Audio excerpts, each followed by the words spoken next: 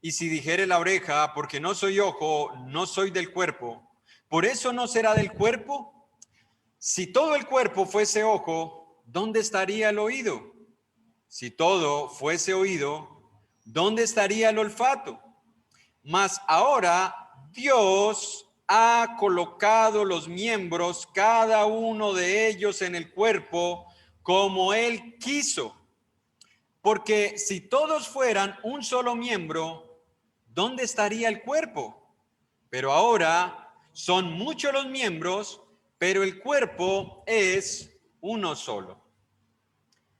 Y uno puede leer todo el capítulo 12 de Primera de Corintios, y allí nosotros vamos a encontrar, hermanos, lo importante que somos para el Señor y lo útil que somos en su iglesia.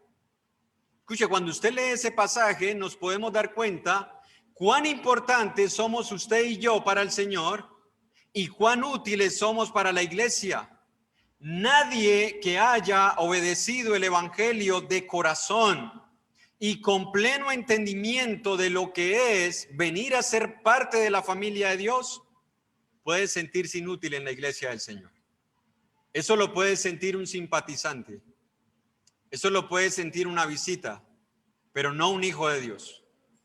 Quien ha entendido el evangelio, quien ha entendido lo que es pertenecer al pueblo de Dios, sabe que ahora es importante para Dios y sabe que es útil en la iglesia. Y eso es lo que Dios nos ha estado enseñando en los últimos 3 domingos, donde el Señor nos recordaba que Él nos creó y que Él por su misericordia nos dio vida. Y no solo vida física, porque estábamos hablando de la nueva creación, que es el pueblo de Dios, el nuevo hombre creado en Cristo Jesús. Y a ese nuevo hombre Dios le dio vida para que fuésemos funcionales. Pero también nos recordaba la palabra de Dios que nosotros debemos servir a los demás. Es decir, Dios nos da vida para que seamos funcionales y que esas funciones tengan como propósito el servicio a los demás. Pero también nos recordaba que debemos servir a los demás sobre la base del carácter de Cristo. No solo pensar en desarrollar actividades, sino en desarrollarlas en base a la humildad, la mansedumbre, el amor y la paciencia. Creo que todos nosotros, siendo expuestos a lo que Dios nos estuvo enseñando, nos hemos dado cuenta cuánta falta nos hace desarrollar el carácter de Cristo. Yo no sé a usted, hermano, pero yo me expongo a la palabra y yo digo, ¿qué hay en mí que se parezca a Cristo? Y el propósito de Dios es ese, que cada día nos parezcamos menos a nosotros y más a Cristo, para que así nosotros podamos cumplir ese propósito, para que así nosotros podamos ser ese cuerpo vivo. Y creo que todos sentimos la necesidad de crecer cada vez más, porque hay aspectos de nuestra vieja naturaleza que todavía están allí, que no hemos desechado o que no hemos hecho morir. Todavía en nosotros se manifiestan destellos de ira, de enojo, de amarguras, de rencores, de resentimientos, de murmuraciones, de malicias, de mentira y cuántas cosas más, que creo que en la sinceridad nuestra con Dios se las hemos confesado, le hemos pedido perdón y estamos luchando para hacer morir esas obras de la carne con la ayuda del Espíritu Santo. Así que Dios nos enseña, hermanos, que nosotros debemos desarrollar el carácter de Cristo para poder ser útiles a los demás. Porque cada uno de nosotros, y aquí vienen las diferentes analogías, somos miembros de la familia de Dios. Somos parte de un cuerpo. Somos parte o somos piedras vivas de un edificio. Somos soldados de un ejército espiritual que está luchando contra huestes espirituales. Y podemos utilizar o ver en la palabra de Dios más analogías que nos muestran, hermanos, la pertenencia que usted y yo tenemos al pueblo de Dios. Eso no está en discusión. Eso es un hecho incontrovertible, que nosotros ahora somos parte del pueblo de Dios y que somos importantes y útiles en la iglesia del Señor. Pero la pregunta que yo quiero que nos hagamos en esta mañana, hermanos, y es la base para nuestra meditación, ¿es la iglesia importante para mí? Porque ya hemos visto lo importante que somos para Dios. La pregunta ¿es la iglesia importante para mí? Y mientras nosotros nos preguntamos eso y lo vamos respondiendo en nuestra sinceridad con Dios, yo les invito, hermanos, a que vayamos a las Escrituras en Lucas, capítulo 7, y veamos una historia. Aclaro que no voy a tocar muchos aspectos ni voy a explicar todo lo que se enseña en esa historia, porque si es la voluntad de Dios, en el próximo año se volverá a retomar este pasaje. Lucas capítulo 7, versículo 36 al 50. Medite, hermano y hermana, ¿es la iglesia importante para usted? No piense si es importante para otros, para usted.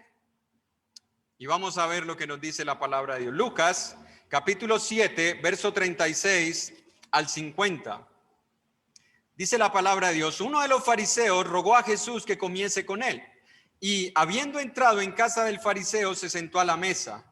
Entonces una mujer de la ciudad, que era pecadora, al saber que Jesús estaba a la mesa en casa del fariseo, trajo un frasco de alabastro con perfume, y estando detrás de él a sus pies, llorando, comenzó a regar con lágrimas sus pies, y los enjugaba con sus cabellos, y besaba sus pies, y los ungía con el perfume. Cuando vio esto el fariseo que le había convidado, dijo para sí: si fuera profeta, conocería quién y qué clase de mujer es la que le toca, que es pecadora.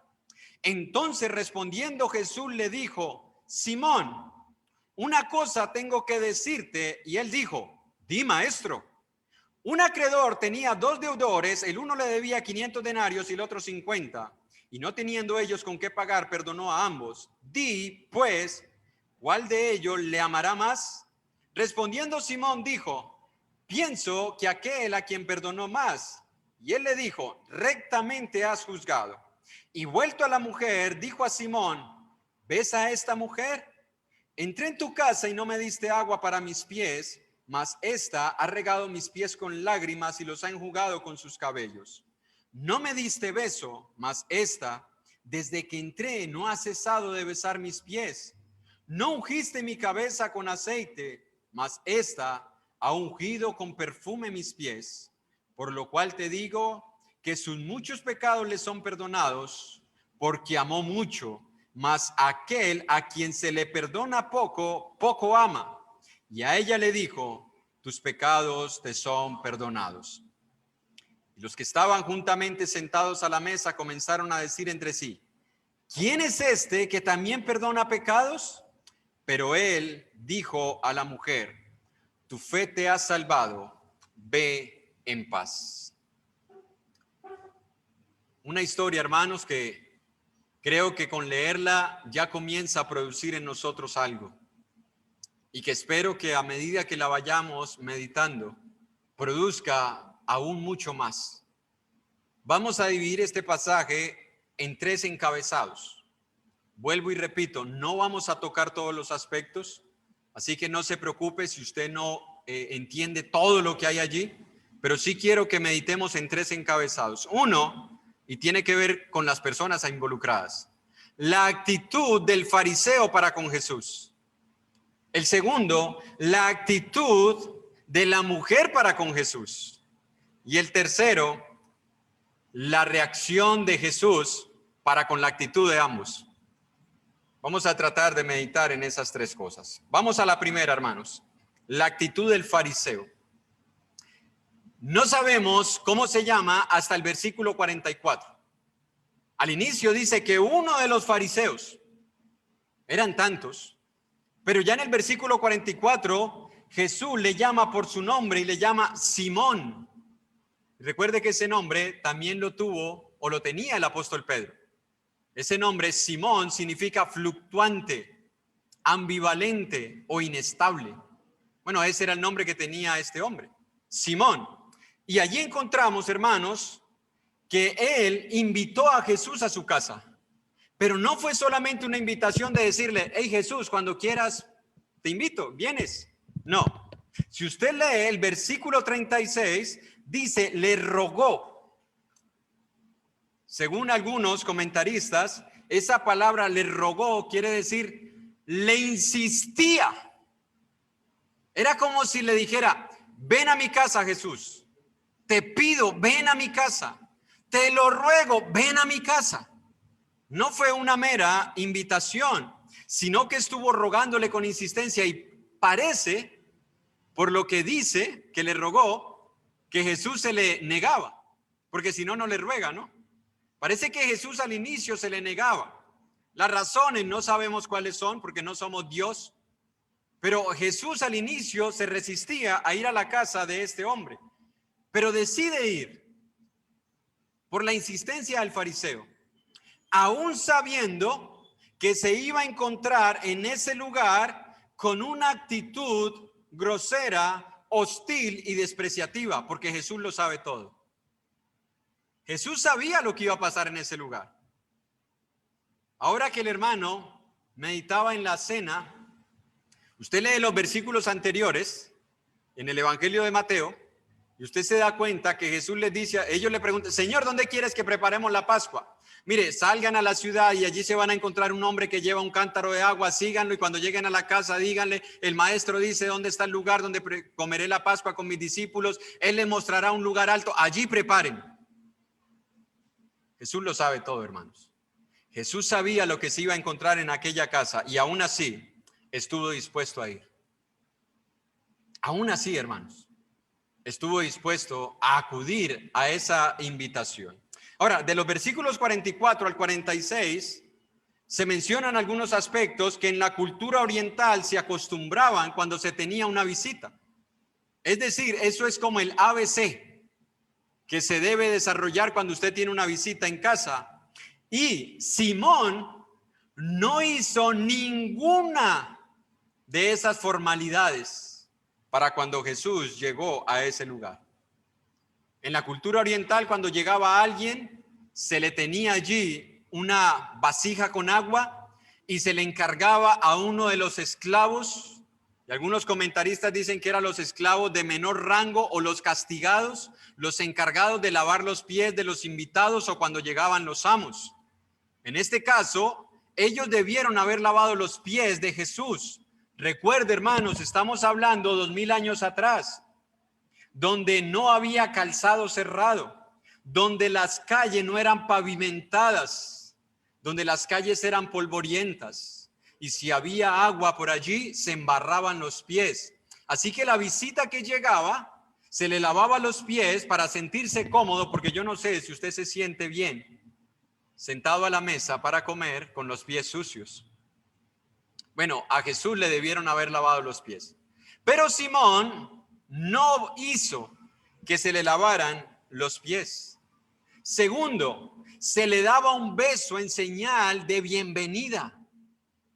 Lo que usted y yo normalmente hacemos cuando nos saludamos, cuando llega una visita a casa, cuando llega un hermano en Cristo, que nos saludamos de beso santo en el Señor, eso era parte de la cultura oriental cuando llegaba una visita.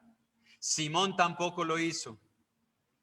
Y también se ungía con aceite la cabeza, aceite de oliva, un aceite barato, no era un aceite costoso como los de ahora, ¿no? El aceite de oliva de ahora es bastante costoso. Usted lo usa y esos son dosificados, con goterero, porque es costoso, ¿no? Bueno, en esa época se le refrescaba a la visita con un poco de aceite de oliva en la cabeza para dos cosas. Una, para refrescar el cuerpo del viaje. Y segundo, era una señal de que era bien recibido en esa casa.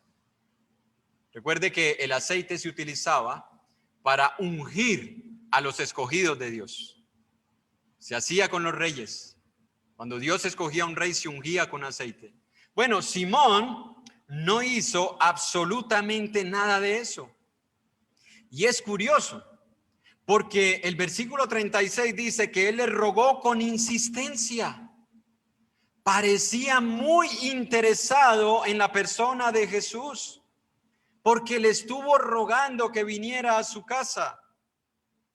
pero lo que hizo manifiesta que no le importaba mucho quién era Jesús. No le importaba mucho que Jesús estuviera en su hogar. Lo mejor que podemos decir es que posiblemente Simón tenía un interés de curiosidad. Había curiosidad en él. Quería conocer a Jesús. Posiblemente había un interés intelectual, o peor aún, lo que deseaba era ridiculizarlo. ¿Sabe por qué? Porque ¿quiénes iban a estar en ese hogar? Otros fariseos. Y al ver de que Simón no había recibido a Jesús con el ABC del recibimiento, una visita, posiblemente muchos de ellos estarían riendo al ver que Jesús era ignorado, al ver que Jesús era menospreciado, al ver que Jesús no era tratado con amor, con afecto y con respeto. Ahora, ¿puede uno tratar de entender por qué la actitud de Simón hacia Jesús? Y es que cuando usted lee en el capítulo 5, usted se va a dar cuenta que la tensión entre Jesús y los fariseos ha comenzado a subir. En el capítulo 5, versículo 21, miren lo que dice la palabra de Dios. Entonces los escribas y los fariseos comenzaron a cavilar diciendo: ¿quién es este que habla blasfemias? ¿Quién puede perdonar pecados si no solo Dios? En el capítulo 6, versículo 6 dice: aconteció también en otro día de reposo que él entró en la sinagoga y enseñaba, y estaba allí un hombre que tenía seca la mano derecha, y le acechaban los fariseos y los escribas para ver si en el día de reposo lo sanaría, a fin de hallar con qué acusarle. Y en el capítulo 7 encontramos nosotros nuevamente la tensión que había entre ellos.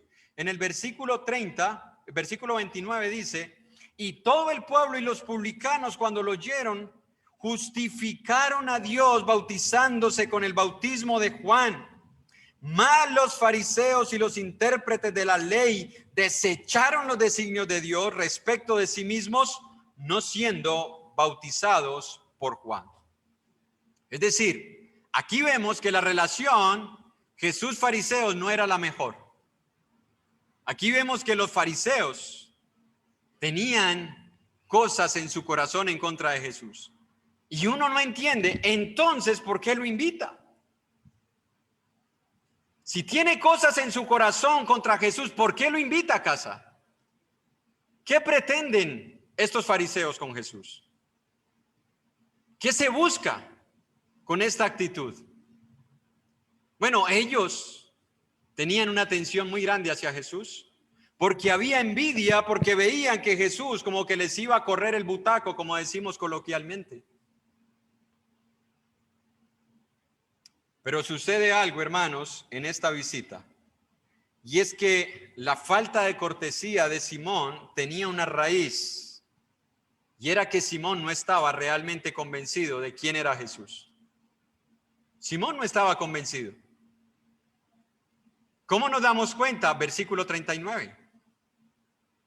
Miren lo que dice el versículo 39.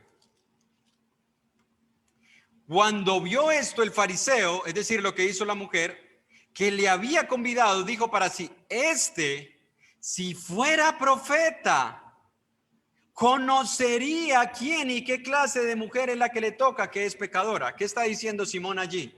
Sin decirlo. Este no es profeta. Si este fuera profeta, se hubiera dado cuenta. Este no lo es. Aquí nos damos cuenta que la actitud de Simón para con Jesús tenía esa raíz. No solo le había despreciado físicamente, al tratarlo con afecto, al recibirle con el ABC de la cultura para una visita, sino que ahora lo menosprecia en su corazón. Ya Jesús no es profeta. Si él había escuchado algo bueno de Jesús, si él había escuchado que Jesús era un profeta, un buen maestro, ahora, para el fariseo, Jesús no es nada. Porque si Jesús lo hubiese sido, hubiese identificado inmediatamente quién era esta mujer y posiblemente hubiese reaccionado como hubiese reaccionado el fariseo.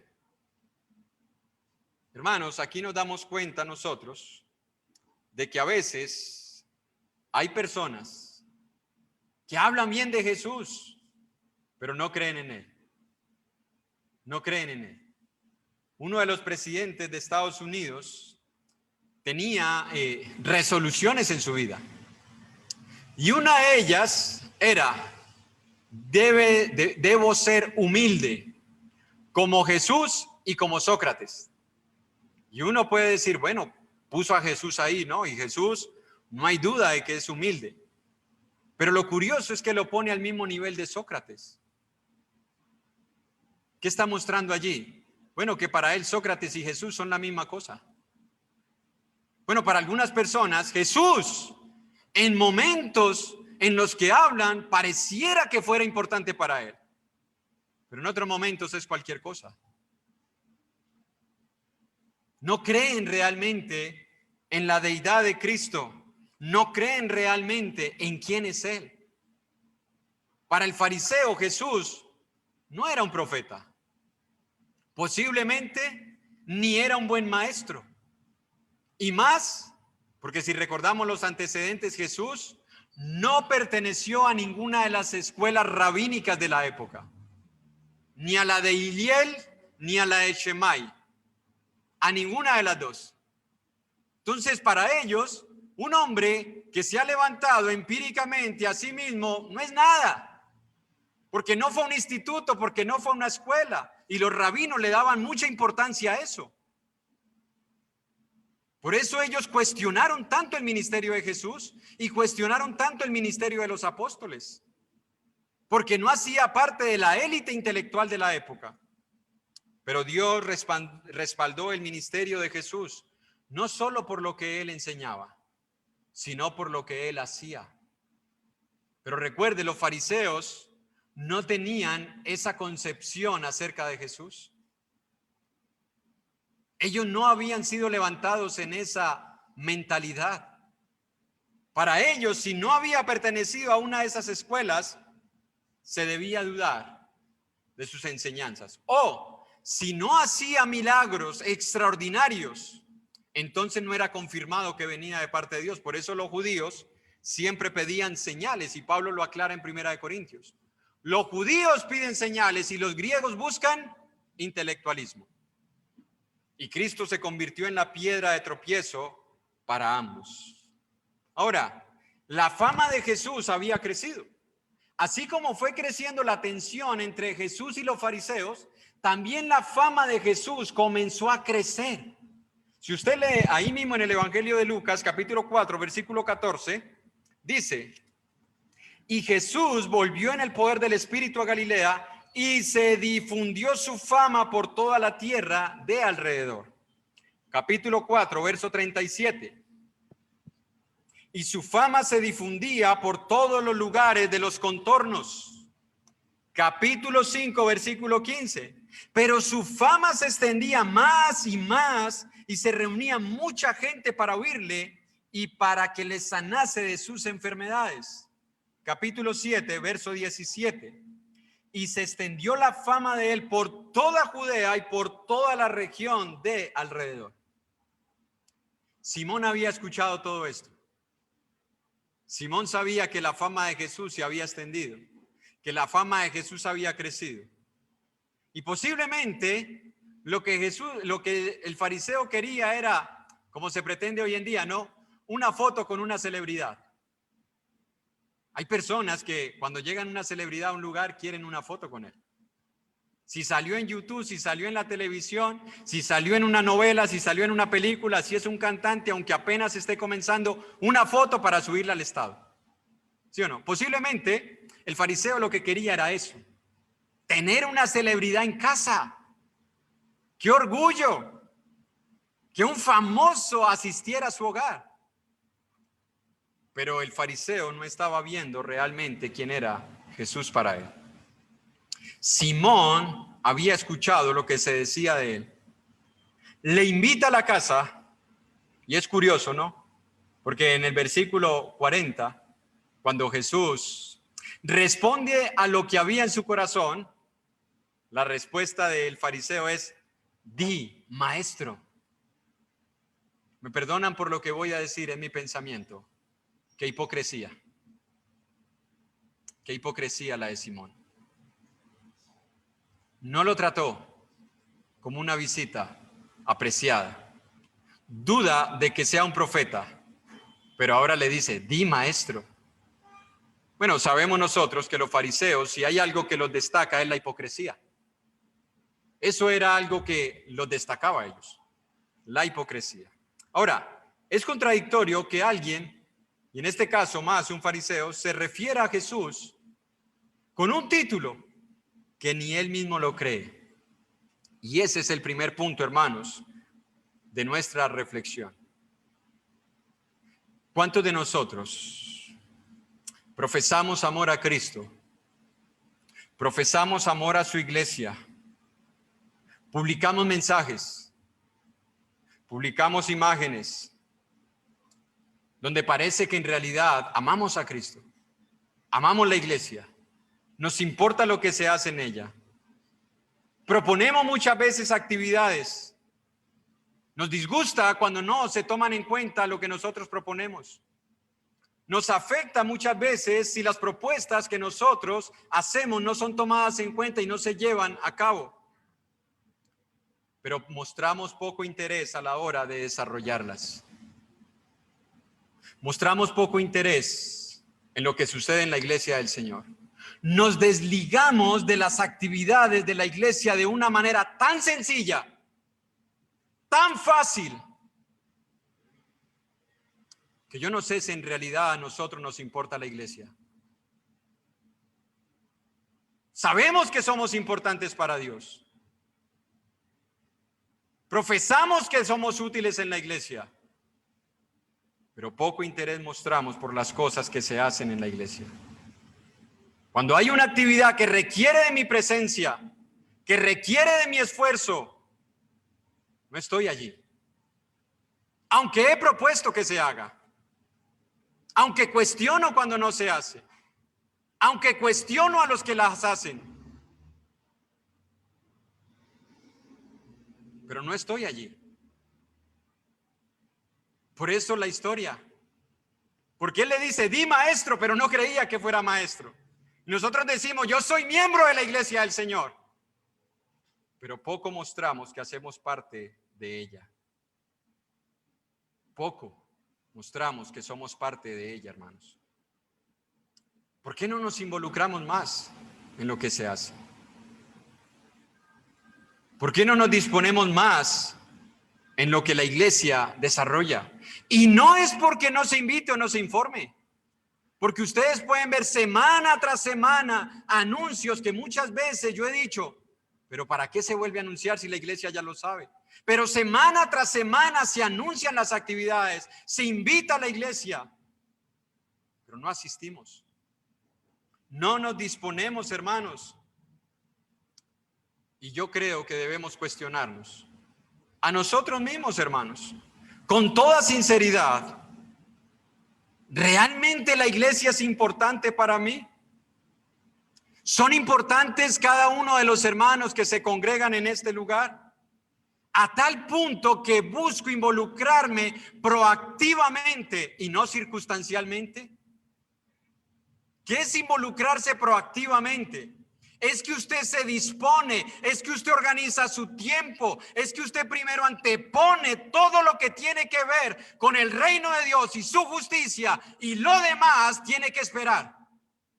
¿Lo hacemos así? ¿O lo que tiene que esperar es lo que tiene que ver con la iglesia del Señor? ¿Es así como nosotros organizamos nuestra vida? ¿O nos involucramos circunstancialmente? Es decir, ese día no tenía nada que hacer y llegué. Ese día llegué temprano al local de reuniones y vi unas sillas sucias, cogí un trapo y las limpié, pero no me propuse. Ese día no tenía nada más para dónde ir, para dónde salir, así que pensé, bueno, voy a visitar a un hermano, me queda aquí cerca, voy de paso. A veces nos involucramos circunstancialmente, hermanos, y no lo hacemos de corazón. No nos involucramos realmente. El fariseo invitó a Jesús. Parecía que le importaba. Parecía que tenía un interés por Jesús. Pero poca importancia le mostró. Poca importancia le mostró. No sirvió a Jesús el fariseo.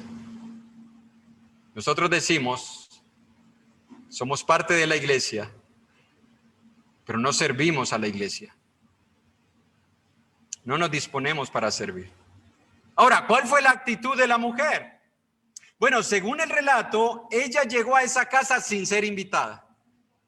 Aclaro, ¿quién la iba a invitar? Un fariseo no la iba a invitar a esa casa. ¿A esta mujer? No. De pronto a otra. De pronto a Cleofas. Que recuerden que Cleofas se menciona en Juan capítulo 8 que tenían dinero, ¿no? A Susana, que era la mujer de un tetrarca. De pronto a ella sí. Pero a esta mujer, que según el relato era una mujer pecadora, no la iban a invitar. Pero ¿qué hace esta mujer? Sin ser invitada, escucha que Jesús está en esa casa y llega a su hogar. No sabemos si pasó las puertas de seguridad. Fariseos eran muy celosos de sus hogares y se puso detrás de Jesús. Voy a dar un dato que posiblemente nosotros, por no estar en esa cultura, no lo entendamos muy bien. Recordemos que Jesús fue invitado a la mesa a comer. Resulta que las mesas de esa época no son como las mesas de hoy en día de nosotros, que tienen más o menos 80 centímetros de altura, 80, 90, en donde las sillas son grandes, donde usted se sienta, sino que en esa época las mesas tenían más o menos unos 30 o 40 centímetros de altura, donde usted tenía que sentarse sobre un cojín recostado con sus pies hacia atrás y con una mano colocaba sobre la mesa. Ahí no era pecado colocar el codo en la mesa, y con la otra mano iba comiendo, ¿ya? Entonces, la mujer llega por detrás y ve los pies de Jesús, sin mediar palabra, sin protocolos, sin tocar trompeta, sin hacer alarde de lo que va a hacer. Se postra a los pies de Jesús, comienza a llorar. ¿Usted sabe cuán embarrados estarían los pies de Jesús? Mucho. Se necesitaba agua para lavarlos.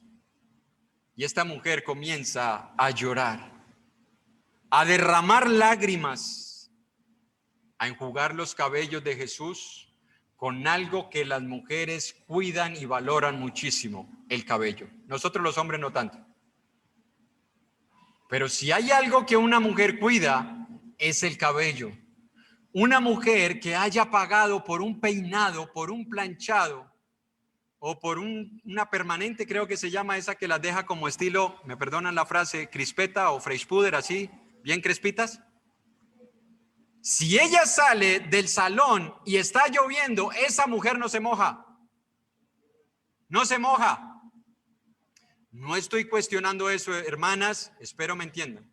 Estoy diciendo es que si hay algo que una mujer, no solo en esta época, también en esa época, valoraban mucho, era su cabello, o lo valoran, es el cabello. Pero esta mujer, al ver que los pies de Jesús están sucios, no piensa dos veces, sino que comienza a llorar sobre sus pies y comienza a secarlos con sus cabellos. Pero eso no es todo lo que hace. Dice que destapa un perfume muy costoso y enjuga, o más bien unge, no la cabeza, que era para lo que se usaba el perfume, sino los pies. Hermanas, aquí hay algunas, y esa experiencia fue traumática para algunas. Estuvimos en una salida de parejas hace unos 5 o 6 años, creo, con el hermano Joaquín. Y hubo una actividad, reconozca los pies de su esposo. ¿Qué era? Que todos nos lavamos los pies y luego extendíamos un pie y cada hermana iba pasando a identificar los pies, tocando los pies de cada uno. Eso fue traumático. Hubo hermanas que tocaban y era como si estuvieran calientes los pies. ¡Ay! ¡Ay! Y uno entiende, ¿no? Uno entiende que hay cierto recelo porque los pies es una parte muy, voy a decirlo así, me perdonan si no es así, un poco desaseada. Más en nosotros los hombres, en las mujeres no tanto. Más en nosotros los hombres, ¿no? Hay hombres a quienes les sale mata de yuca ahí y todo, ¿no? Entonces, ¿qué fue lo que pasó en esa vez? Bueno, que algunas hermanas quedaron afectadas con eso. Pero ahora piensen lo que está haciendo esta mujer. Y usted dirá, pero es que era Jesús. Ella no ha visto a Jesús resucitado, no lo ha visto glorificado. Ella tiene delante a un hombre como Pedro, como Juan, como Tomás, como Jacobo, como cualquiera de ellos. Ese es el hombre que ella tiene delante. Jesús no era diferente a los demás. Jesús no era un niño consentido, de esos que salen en las películas, que no se ensucian. Jesús era un hombre como cualquiera. Y a esta mujer no le dieron escrúpulos para ir a lavar los pies de Jesús, para enjugarlos con sus cabellos, para derramar un perfume. Y escuche esto, para besarlos. Para besarlos. Y no fue un beso, no fue que los cogió y ya, no. Cuando usted lee lo que dice la Escritura, Jesús le dice, no me diste beso, mas esta desde que entré no ha cesado de besar mis pies. No fue un besito, es que desde que entró los besaba y los besaba y los besaba y los besaba y los besaba. ¿Qué tiene que ver esto, hermanos, con nuestra pertenencia a la iglesia del Señor? Que ella estuvo dispuesta a hacer algo humillante por servir al cuerpo de Cristo. Ella estuvo dispuesta a hacer algo humillante por servir al cuerpo de Cristo. Y aquí hay dos opciones. O esta mujer es una loca desquiciada, enferma mental, o esta mujer realmente hizo lo más sensato que alguien jamás podría hacer tratándose de Jesús. Ella estuvo dispuesta a humillarse. Hermanos, ¿cuántos de nosotros estamos dispuestos a hacer cosas humillantes por servir a nuestros hermanos? Porque a veces queremos hacer cosas, pero cosas que no involucren la humillación. Al contrario, que sean para exaltarnos, para ser visibles, para ser notados. Esta mujer no. Esta mujer decidió humillarse por servir al cuerpo de Cristo. Y ahora, ¿no es la iglesia el cuerpo de Cristo o cambió? ¿Acaso la iglesia no es el cuerpo de Cristo? ¿No lo profesamos, no lo enseñamos? ¿No lo leemos en las Escrituras? ¿Que la iglesia es el cuerpo de Cristo y que Cristo es la cabeza? ¿Cuántas cosas estamos dispuestos a hacer? ¿A cuántas cosas estamos dispuestos a renunciar? Y escuche, no fue solamente lo que hizo, sino lo que le costó hacerlo. Porque ella fue a un hogar que iba a estar lleno de hombres que fácilmente la podían matar por inmoral. ¿Usted recuerda la historia de Juan capítulo 8? Dice que los escribas y fariseos llevaron a una mujer sorprendida en el mismo acto de adulterio y la colocaron delante de Jesús y le dijeron, maestro, la ley dice que debemos apedrear a tales mujeres. Los fariseos, amparados en la ley, la podían matar. Porque esta mujer, dice la Escritura, que era reconocida como pecadora. Esa frase pecadora se refiere a inmoralidad. Esta mujer arriesgó su vida por servir al cuerpo de Cristo. A veces nosotros no nos arriesgamos a mojarnos. No nos arriesgamos a salir porque está haciendo mucho sol. No nos arriesgamos a salir porque nos cogió la tarde, está muy de noche. No nos arriesgamos. Esta mujer arriesgó su vida. ¿Le importaba a ella el cuerpo de Cristo? Le importaba. ¿Le importaba la persona de Jesús? Claro que le importaba. No solamente arriesgó su vida, sino que posiblemente dio todo lo que tenía, porque ese perfume era costoso. No era barato. No era como hoy en día que usted va al centro y 3 por 15,000. Y huelen casi igualito que las originales. Lo que usted tiene es que echárselas cada 2 horas. pero 3 por 15,000, los mismos aromas. No, en esa época tener un perfume de esos costaba. Ya nosotros sabemos, ¿no? Por otra historia que hay parecida a esta, donde una mujer también unge el cuerpo de Jesús, que costaba más o menos unos 300 denarios, es decir, un año de trabajo de un jornalero. Esa mujer estuvo dispuesta a dar eso. Hermanos, ¿estamos nosotros a veces dispuestos a invertir en la iglesia del Señor? ¿A invertir en el cuerpo de Cristo? ¿A invertir de nuestros recursos? Aunque sean pocos, ¿estamos dispuestos a hacerlo? Era importante para ella. Pregunta, hermanos, ¿es importante para nosotros el cuerpo del Señor? ¿Es importante? ¿Estamos dispuestos a hacer lo que hizo esta mujer? ¿O vamos a tomar la actitud del fariseo? Al fariseo no le importaba mucho Jesús. A ella no le importaba lo que dijera la gente. Qué paradoja, ¿no? A ella no le importaba lo que pudieran decir. A ella no le importaba salir con su cabello revolcado, sucio, oliendo a mugre, porque eso era lo que había en los pies de Jesús, mugre. A ella no le importaba. Al fariseo le importaba qué dijeran de él. A ella no.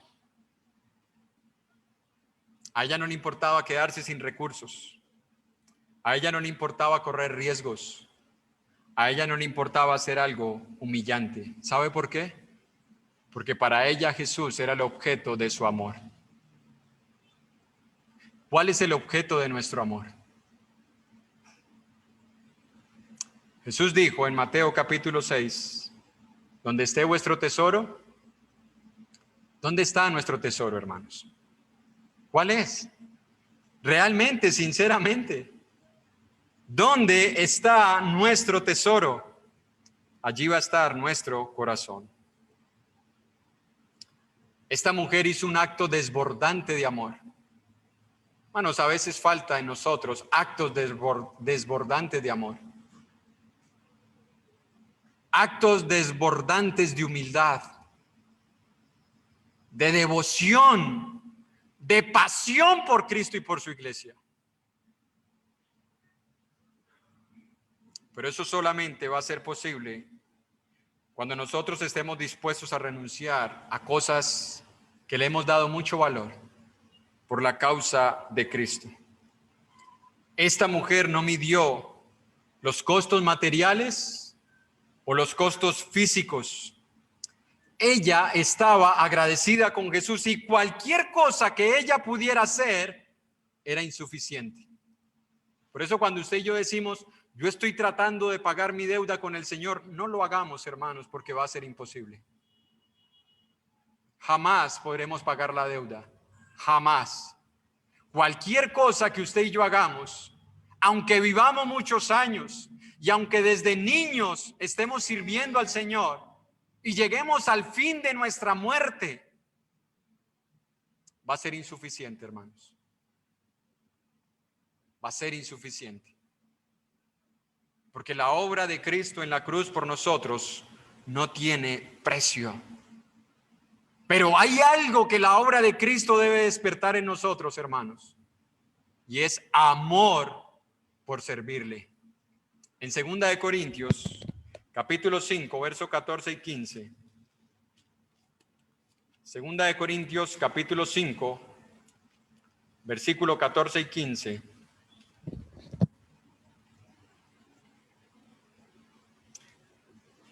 Porque el amor de Cristo nos constriñe, nos apremia, nos arrincona, nos deja sin salida. Pensando esto, que si uno murió por todos, luego todos murieron, y por todos murió para que los que viven ya no vivan para sí, sino para aquel que murió y resucitó por ellos. Escuche lo que dice el apóstol Pablo.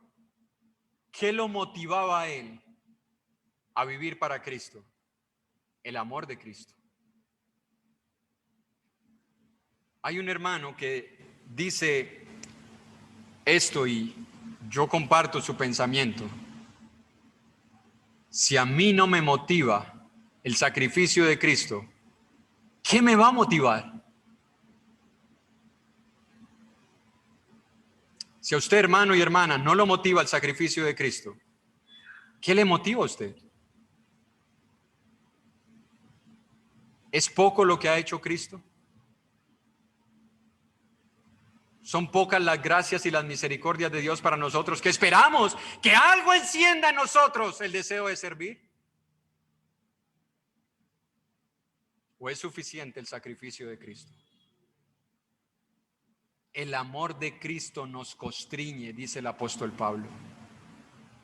Pensando esto, que si uno murió por todos, luego todos murieron por él, para que los que viven ya no vivan para sí, sino para aquel que murió y resucitó por ellos. ¿Qué movía al apóstol Pablo? El sacrificio de Jesús. Yo le hago una pregunta a ustedes, hijos. ¿Qué los mueve a ustedes a obedecer y a honrar a sus padres? ¿Que les den regalos? ¿Que los consientan? ¿Que les permitan hacer todo lo que quieren? ¿Que les den gusto en todo lo que ustedes desean? ¿Qué los motiva a ustedes, hijos, a honrar y a obedecer a sus padres? A ustedes los debe mover lo que dice Dios. Y Dios dice, honra a tu padre y a tu madre. No dice, porque ellos te dan, no, porque esto es justo delante de Dios. Es justo que un creyente que ha sido salvado por el sacrificio de Cristo se disponga a involucrarse en el servicio a Dios proactivamente. Que organice su vida de tal manera que primeramente busque el reino de Dios y su justicia. Eso es justo delante de Dios. Yo no sé, hermanos, me perdonan que hoy esté hablando tan fuerte, pero yo le hago una pregunta para hacer un pequeño paréntesis. Si un hijo suyo en estos momentos se sale corriendo y usted lo ve que se va a pasar la calle, usted le llamaría y le dijera, hey, no te pases que te coge un carro, ven. ¿Qué haría usted? Yo he visto cómo reacciona una madre. Grita, corre. No le importa levantar la voz porque quiere evitarle a ese hijo un peligro. Hermanos, a veces Dios tiene que llamar nuestra atención para que nos demos cuenta que nos estamos desviando y que ahora la vida que Él nos ha dado no la estamos viviendo para Él, la estamos viviendo para nosotros. Todo lo que nos interesa en este mundo narcisista en el que nos encontramos es mis deseos, mis gustos, mis placeres, mis comodidades, yo. Y todo lo demás debe esperar, aún el reino de Dios y su justicia. Todo lo demás tiene que esperar. Esta mujer y este hombre, dos actitudes contradictorias,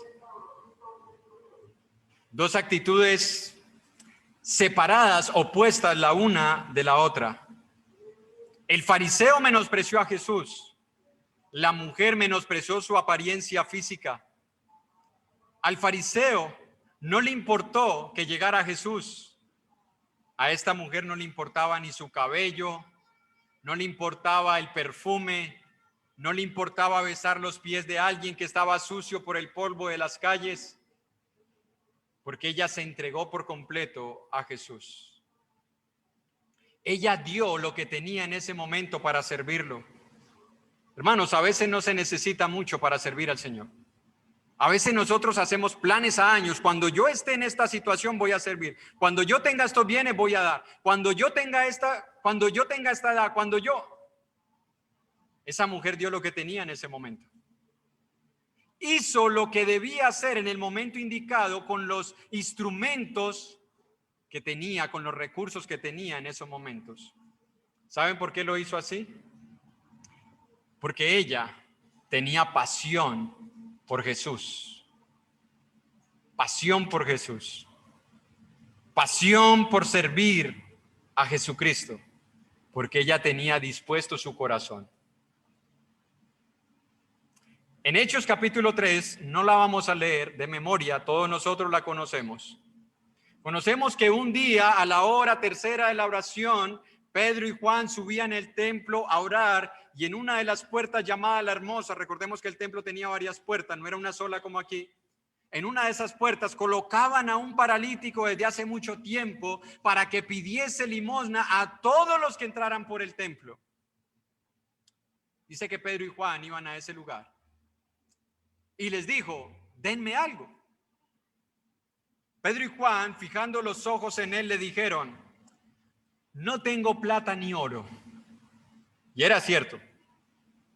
No era como algunos de nosotros que a veces decimos, no tengo sencilla, bueno, pero tengo gruesa. No tengo monedas, pero hay un billete por ahí de 1,000. No, ellos literalmente no tenían. No había nada en sus bolsillos. Qué diferencia, ¿no? Alguien decía, si hubieran sido pastores de nuestra época, le hubieran dicho, ¿tienes cuenta de banco? ¿Te hago una transferencia? ¿O te doy un cheque para que lo cobres? Pero no, en esa época ellos no tenían eso. Pero tenían algo. Y eso es lo que quiero que veamos, hermanos. Ellos le dijeron, no tenemos plata ni oro, pero de lo que tenemos te damos. Una pregunta para todos nosotros, hermanos y hermanas. ¿Qué tenemos para dar hoy? Jóvenes, ustedes tienen la juventud. ¿Están dispuestos a entregar su juventud al servicio de Dios? Porque hay jóvenes que han hecho planes en los que no está Dios. No está Dios. Dios no se ve. Y si se ve, está por allá al final. Pero ustedes están dispuestos, jóvenes, a usar su juventud, sus energías al servicio de Dios. Hermanas que ya criaron hijos, que ya no tienen que lidiar con hijos, que algunas se han comprometido con nietos, que no es su responsabilidad. ¿Tienes tiempo? ¿Estás dispuesta a salir a visitar? A utilizar un poco de ese tiempo que ahora tienes para visitar. Hermanos que tienen, gracias a Dios, buenos recursos económicos, ¿están dispuestos a invertirlos en la obra de Dios para que el Señor, en el momento que Él decida constituir ministros, haya cómo sostenerlos y que se dediquen de tiempo completo a la obra? ¿Están dispuestos? Como lo decía hace un mes, hermanos que tienen conocimiento de los rudimentos de la iglesia del Señor y que cuentan con tiempo, ¿están dispuestos a discipular a un hermano nuevo en Cristo? ¿O no? Ese es el trabajo de los servidores. Eso lo tienen que hacer ellos. Tú, hermano, ¿estás dispuesto a edificar a un hermano nuevo? ¿Tu hermana estás dispuesta a edificar a una hermana nueva? ¿A discipularla? ¿A llamarla? ¿A animarla? Aunque de todo eso vamos a estar hablando, si Dios lo permite, en el año que viene. De lo que tenemos ahora, hermanos. De eso que contamos ahora. ¿Estamos dispuestos a darlo? Y no pensemos en grandes cosas, porque a veces pensamos que lo que cuenta, lo que vale, es lo que se ve. Es lo que se nota. No, hermanos, Dios no mira lo que mira el hombre. Dios mira el corazón. En Tito capítulo 2, versículo 1 al 10, es un pasaje largo, pero aquí nosotros encontramos cosas en las cuales nosotros podemos involucrarnos en adoración y servicio al cuerpo de Cristo. Y usted dirá, hermano, pero eso es algo normal para cualquier persona. Sí, pero tiene que ver con el servicio al pueblo de Dios, por lo que dice al final. Tito 2, del 1 al 10, pero tú habla lo que está de acuerdo con la sana doctrina, que los ancianos sean sobrios, serios, prudentes, sanos en la fe, en el amor, en la paciencia. Las ancianas asimismo sean reverentes en su porte, no calumniadoras, no esclavas del vino, maestras del bien, que enseñen a las mujeres jóvenes a amar a sus maridos y a sus hijos, a ser prudentes, castas, cuidadosas de su casa, buenas, sujetas a sus maridos, para que la palabra de Dios no sea blasfemada. Exhorta a sí mismo a los jóvenes a que sean prudentes, presentándote tú en todo como ejemplo de buenas obras, en la enseñanza, mostrando integridad, seriedad, palabra sana e irreprochable, de modo que el adversario se avergüence y no tenga nada malo que decir de vosotros. Exhorta a los siervos a que se sujeten a sus amos, que agraden en todo, que no sean respondones, no defraudando, sino mostrándose fieles en todo. ¿Para qué? ¿Para qué, hermanos? Léalo en su Biblia. Para que en todo adornen la doctrina de Dios nuestro Salvador. Adornar la doctrina es adornar la iglesia del Señor. Adornar la doctrina es adornar la iglesia del Señor. ¿Estamos dispuestos, hermanos, a servir a Cristo en estos aspectos aquí mencionados? Tu hermana en tu casa, a ser sujeta, casta, respetuosa, amadora de tu esposo y amadora de tus hijos. Jóvenes, ustedes están dispuestos a servir al Señor siendo prudentes, mostrando integridad, seriedad, pureza. Hermanos que trabajamos, estamos dispuestos a servir a la iglesia del Señor en nuestros trabajos, adornando la doctrina, dando un buen testimonio. Hermanos, con lo que tenemos, con lo que está a nuestro alcance, ¿estamos dispuestos a servir a la iglesia del Señor? Ahora, ¿cuál fue la reacción de Jesús ante la actitud de ambos? Ya vimos la actitud del fariseo, ya vimos la actitud de la mujer. Ahora, ¿cuál fue la reacción de Jesús ante la actitud de ambos? En el caso del fariseo, Jesús le llamó la atención por su descortesía. Jesús le llamó la atención por su descortesía, porque le dice, mira, Simón, yo entré a tu casa y no lavaste mis pies. Entré a tu casa y no me diste beso.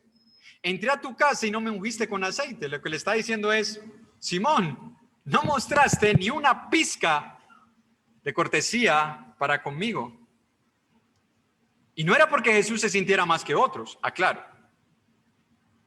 Porque si hay algo que destaca la actitud de Jesús o su carácter es la humildad. Lo que le está diciendo a Simón es, Simón, aún en nuestra cultura hay normas de cómo tratar una visita. Y tú no me mostraste ninguna, aunque me rogaste que viniera aquí. Aunque me insististe que viniera hasta tu casa. Voy a hacer una pequeña exhortación y me disculpan, hermanos, por lo que voy a decir. Pero hay visitas que a veces piden que vayamos a sus hogares porque quieren escuchar la palabra de Dios.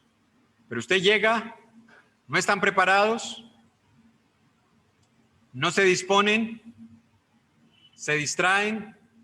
Usted está hablando con ellos y, ay, discúlpenme un momentico, me voy a asomar, es que dejé algo allá y se paran. Hay hermanos también que a veces piden estudios y consejería y usted llega y en el momento que se esté realizando no prestan atención. O le cambian a usted la actividad y le dicen, no, mire, ahora no puedo porque me salió otra cosa. Hay hermanos que a veces piden devocionales en sus hogares, pero no hay reverencia ante la presencia de Dios, no ante el hombre. La reverencia no es con el hombre, aclaro, es ante Dios. Y a veces se hacen devocionales porque piden devocionales, pero no hay reverencia. Contestan llamadas. Aquí pasaba eso durante un tiempo, ¿no? Gloria a Dios. El Señor ha trabajado en los corazones. Pero aquí sonaban los celulares y los hermanos desfilaban a contestar afuera. Hermanos, ¿cuánto interés realmente hay en nosotros? Y Jesús está viendo todo eso. Jesús ve nuestra actitud. Cuando nosotros decimos que nos vamos a involucrar en actividades espirituales en las cuales no mostramos un poco de interés ni reverencia en lo que se está haciendo. Jesús vio la actitud del fariseo y llamó su atención. Porque el fariseo creía que no necesitaba mostrar ningún respeto por Jesús. Posiblemente porque el fariseo creía que era tan buen religioso que él ya tenía ganado el favor de Dios. Por eso no le mostró ningún tipo de atención a Jesús. A veces nosotros actuamos así. Sentimos que no necesitamos ya nada. Que estamos tan bien, que no necesitamos ni consejería, ni instrucción, ni exhortación, ni devocionales. ¿Para qué? Ya estamos bien. Pero al contrario de esto, Jesús vio la actitud de esta mujer y la exaltó. Mientras los demás veían a una mujer pecadora, inmoral, Jesús veía a una mujer arrepentida que mostraba con sus hechos que necesitaba a Jesús. Y aunque ella no le rogó a Jesús que fuera a su casa, ella besaba los pies de Jesús. Aunque ella no le insistió a Jesús que fuera a comer con ella, ella lavó sus pies con sus cabellos. Lo que no hizo el anfitrión, lo hizo esta mujer. Quien entiende el evangelio, como decía al principio, no puede hacer otra cosa más que buscar una oportunidad para servir a Jesús por amor. Quien ha sido salvado busca oportunidades para servir a sus hermanos, para servir al pueblo de Dios. Es posible que Simón estuviera pensando, esta mujer es pecadora y está lejos del reino de Dios. Yo estoy cerca. Y es posible que Jesús estuviera pensando, esta mujer está más cerca del reino de Dios. Qué lejos estás tú, Simón, de entrar al reino de Dios. ¿Por qué lo digo? Vamos un momentico a Mateo capítulo 21 para terminar. Terminamos con este pasaje. Mateo capítulo 21, versículo 28 al 32.